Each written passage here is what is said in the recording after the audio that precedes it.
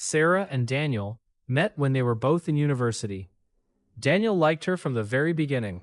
She was beautiful, confident, and seemed to light up every room she entered. Over time, they became friends. Daniel listened to her problems. He helped her with assignments.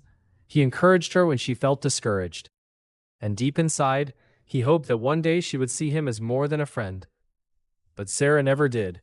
Whenever people asked if they were dating, she would laugh and say, "Daniel? No, he's just a friend." Those words hurt Daniel more than she knew. Years passed. Sarah dated different men. Some broke her heart. Some made promises they never kept.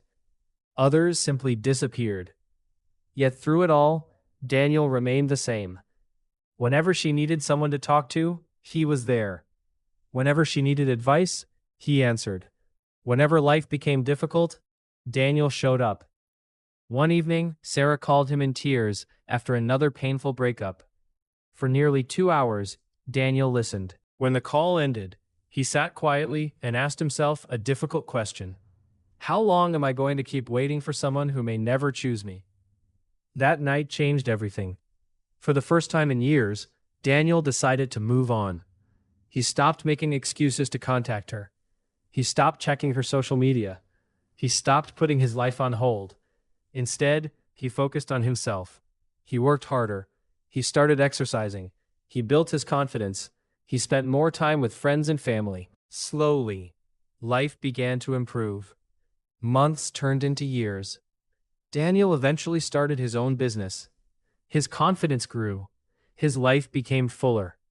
And for the first time in a long time, he was genuinely happy. Meanwhile, Sarah noticed something strange. Daniel was no longer always available. The person who used to reply instantly now sometimes took hours. The person who always initiated conversations no longer did. At first, she didn't think much about it. But as time passed, she found herself wondering about him. She began looking through old messages. She remembered the times he had supported her. She remembered the kindness she had always received from him. And she started asking herself a question she had never seriously considered before. What if Daniel was the right person all along? The thought wouldn't leave her mind. One afternoon, after not seeing him for months, Sarah finally met Daniel again. But this wasn't the same Daniel she remembered.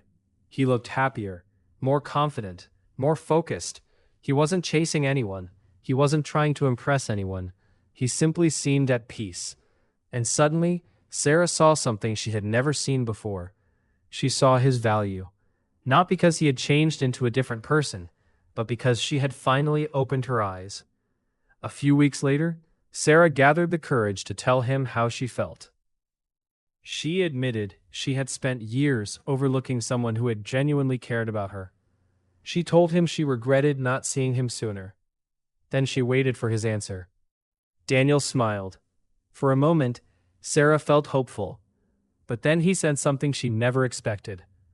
Years ago, this is all I wanted to hear. Sarah's smile faded.